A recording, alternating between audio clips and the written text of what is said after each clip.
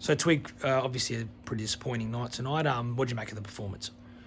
I thought we got beaten by the better team on the night. It was unique conditions. It was a tough battle, arm wrestle for the first quarter and a half, but there was a couple of plays that Sturt made in the back end of the second quarter when the conditions were really challenging. They were cleaner, got better entries. They looked like they were going to score and they went inside 50, and I felt we struggled to defend those.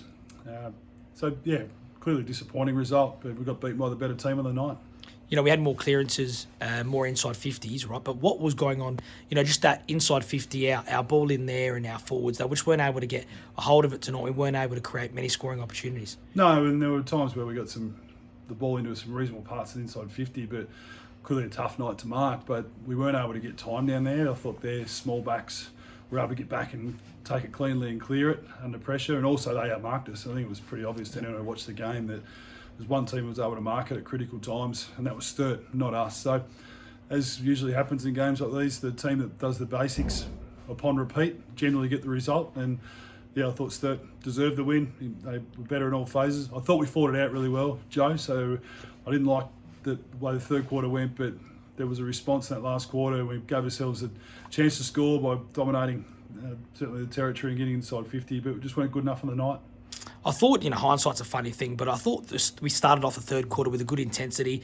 I think Mitch Grigg had the first clearance, and then Don Barry has a good chance to, kick a goal and give us a bit of momentum. I mean, hindsight's a funny thing. From there, we get a bit of confidence. What do you make of that? No, I think you're spot on. I thought at the start of the third, we had our chances. We got some good entries into the spot we sort of spoke about getting it to, but weren't quite able to take a mark or weren't quite able to just be clean at the drop of ball. And probably the thing that affected the game was when they rebounded quick kicks out of our 50, they were winning the next contest, which was a bit of a concern for us on the night. We just weren't able to spend enough time down our end, and we'd spoken about trying to be patient, that it might take a few entries or a bit of time in our forward 50 before we got the look, and I didn't think that part of our game was very good. How did you find our contest work tonight?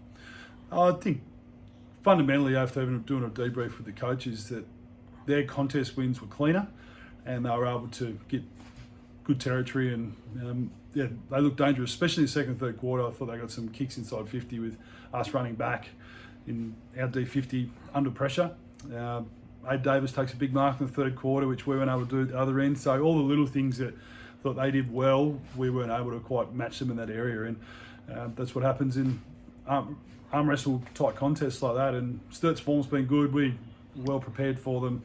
There's nothing that they did we were shocked by. They just did a lot of the things in the basic part of the game better than us, and they deserved the win because they were better in the phases of the game that were required over 4 quarters tonight.